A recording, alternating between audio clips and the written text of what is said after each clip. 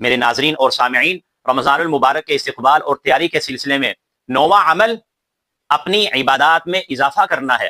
دیکھیے قرآن مجید میں میرے اور آپ کے نبی امام الانبیاء حضرت محمد الرسول اللہ صلی اللہ علیہ وسلم کے بارے میں اللہ سبحانہ و تعالی فرما رہے ہیں، پارہ نمبر 30 سورہ علم نشرح میں فرمایا فَإِذَا فَرَغْتَ فَانصَبْ وَإِلَىٰ رَبِّكَ فَارْغَب۔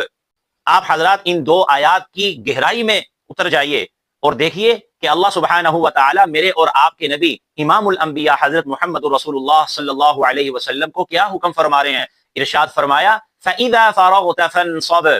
اے میرے پاک پیغمبر صلی اللہ علیہ وسلم جی، جب آپ فارغ ہو جائیں، دن بھر کے کاموں سے فارغ ہو جائیں، فَانصَبْ،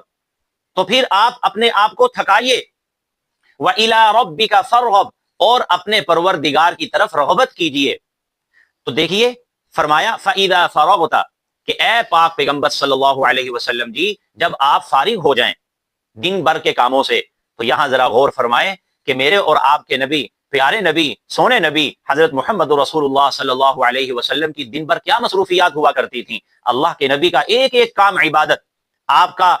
آپ کی مصروفیات میں لوگوں کو قرآن مجید پڑھ پڑھ کر سنانا، قرآن مجید کی تلاوت کرنا اور قرآن مجید کی تفسیر بیان کرنا، قرآن مجید لوگوں کو سمجھانا، اس کا ترجمہ، تفسیر، اس کا مطلب اور مفہوم لوگوں کو سمجھانا اور تبلیغ کرنا، حق بات کی دعوت دینا، اللہ سبحانہ و تعالی کی طرف بلانا اور جہاد کرنا اور تزکیہ نفس کرنا اور تعلیم دینا، لوگوں کی تربیت کرنا، یہ رسول اللہ صلی اللہ علیہ وسلم کے دن بھر کام تھے۔ حضور علیہ الصلوۃ والسلام کا ایک ایک کام عبادت ہے، سراپا عبادت ہے۔ اللہ فرما رہے ہیں فَإِذَا فَرَغْتَ فَانصَبْ، کہ اے میرے لاڈلے پیغمبر صلی اللہ علیہ وسلم جی، جب آپ ان دن بھر کے ان سارے کاموں سے فارغ ہو جائیں، فَانصَبْ، تو اب رات کے وقت اپنے آپ کو تھکائیے،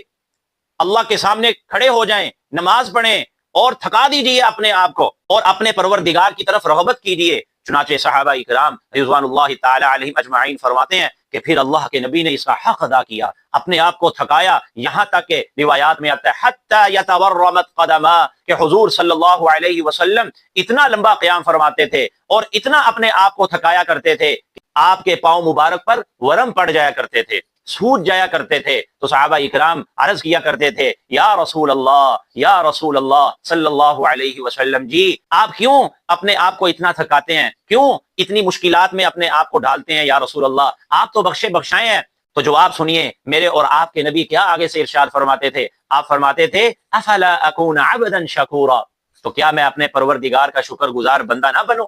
تو یہ میرے اور آپ کے نبی حضرت محمد رسول اللہ صلی اللہ علیہ وسلم کی عبادت کا تذکرہ کیا جا رہا ہے۔ یہ رمضان شریف کے علاوہ 11 مہینوں کی عبادت کا تذکرہ ہے۔ رمضان المبارک کے مہینے میں رسول اللہ صلی اللہ علیہ وسلم اس سے بھی اضافہ فرما لیتے تھے، اپنی کمر کس لیا کرتے تھے اور بہت زیادہ عبادات میں اضافہ فرما دیا کرتے تھے۔ تو ہمیں بھی چاہیے کہ ہم بھی اپنی عبادتوں میں رمضان شریف کے اندر اضافہ کر لیں۔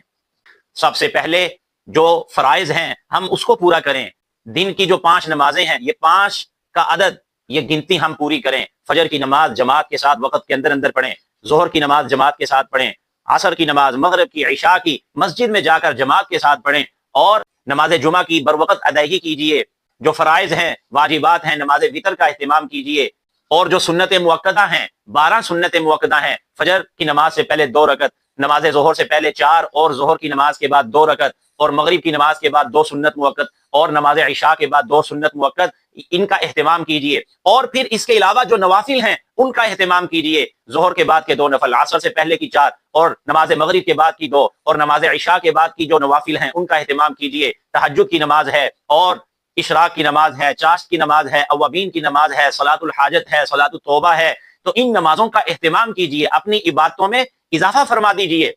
کیونکہ نماز کا خاصہ ہے کہ یہ اللہ کے قریب کر دینے والی ہے۔